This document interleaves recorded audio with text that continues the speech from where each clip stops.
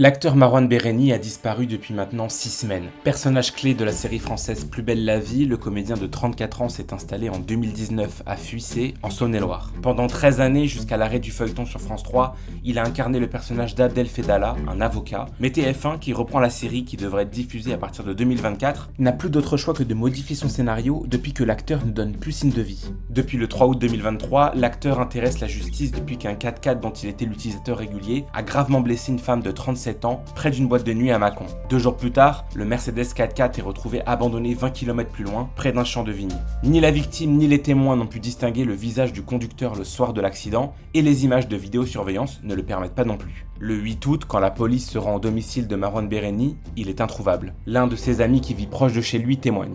Il n'est jamais rentré cette nuit-là. Le lendemain, il n'était pas non plus à une fête où il était attendu. On a essayé de l'appeler, mais son téléphone était sur répondeur. Depuis, c'est le néant. Du côté de l'enquête policière, peu d'informations aussi.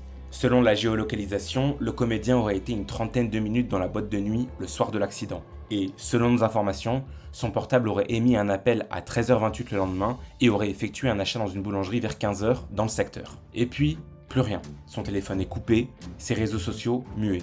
Le 11 août, une information judiciaire a été ouverte contre X pour blessure involontaire aggravée par le délit de fuite. Et désormais, une autre enquête a été ouverte, cette fois pour disparition inquiétante. Plusieurs de ses amis ne comprennent pas la situation et s'inquiètent. L'arrêt de Plus belle la vie lui avait mis un coup derrière la tête, mais là, il était dans une dynamique super positive, avec plusieurs projets.